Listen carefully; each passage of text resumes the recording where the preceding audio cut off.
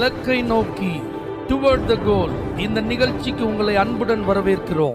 Praise the Lord. ஆண்டவராகிய இயேசுவின் இனிய நாமத்தில் உங்கள் யாவருக்கும் அன்பின் வாழ்த்துக்கள். 1 கொரிந்தியர் 15ஆம் அதிகாரம் 58ஆம் வசனம். ஆகையால் எனக்கு பிரியமான சகோதரரே, கர்த்தருக்குள் நீங்கள் படுகிற பிரயாசம் விருதாவாயிராதென்று அறிந்து. பவுல் அப்போஸ்தலர் நமக்கு ஒரு வார்த்தையை சொல்ல விரும்புறாரு. கர்த்தருக்குள்ள நீங்க படுகிற பிரயாசம் வேஸ்டா போகாது, அது வீணா போகாது. அதை நீங்க நல்லா ஞாபகம் வச்சுட்டு உங்க வாழ்க்கையில நீங்க செயல்படுங்கன்றார். பேதுருன்னு ஒரு மனுஷனை நீங்க பார்க்கலாம்.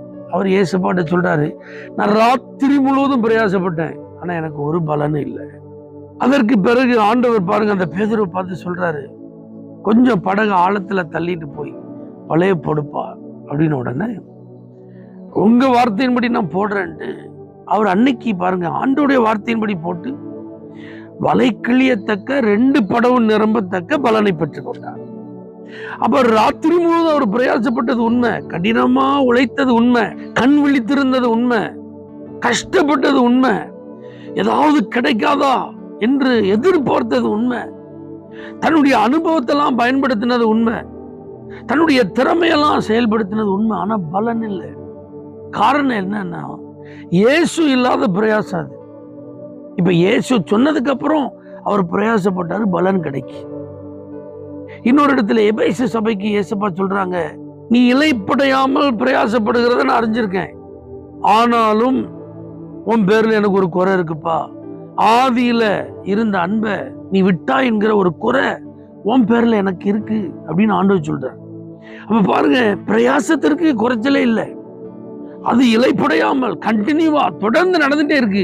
ஆனா இப்ப என்ன அப்படின்னா, இயேசுவை மறந்துட்டாங்க. இயேசு மேல வச்சிருந்த அன்பை அப்படியே குறைச்சிட்டாங்க. ஆரம்பத்துல இயேசு மேல இருந்த நேசம் இப்ப இல்லை.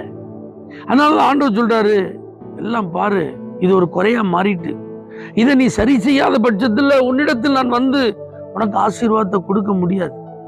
அப்ப முதல் அந்த அனுபவம், இதுவரைக்கும் இயேசுவையே தெரியாதவங்க, இயேசுவையே அறியாதவங்க, அவங்க என்ன பிரயாசப்பட்டாலும் வாய்ப்பு இல்லை. இயேசுவோட பிரயாசப்படும்.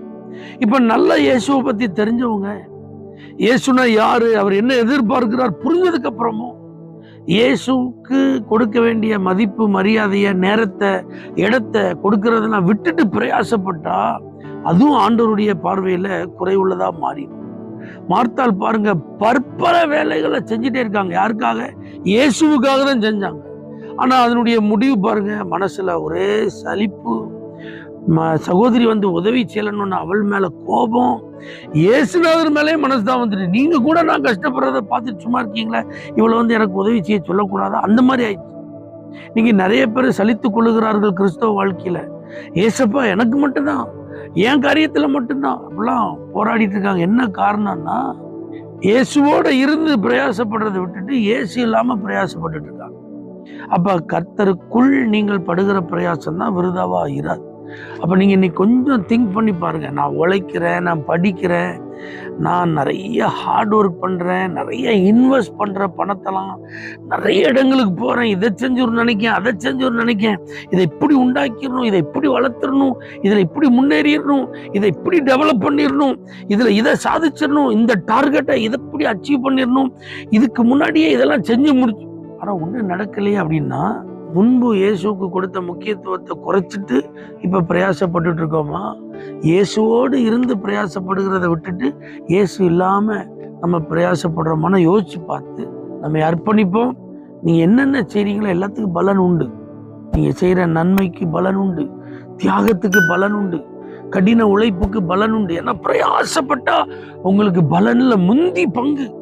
யாரையும் ஆண்டவர் ஏமாத்த மாட்டார், யாரையும் வெறுமையாக்க மாட்டார். இம்மையிலும் உண்டு, மறுமையிலும் உண்டு. அதனால கர்த்தருக்குள்ள பிரயாசப்படுவோம், பலன்களை பெற்றுக்கொள்வோம்.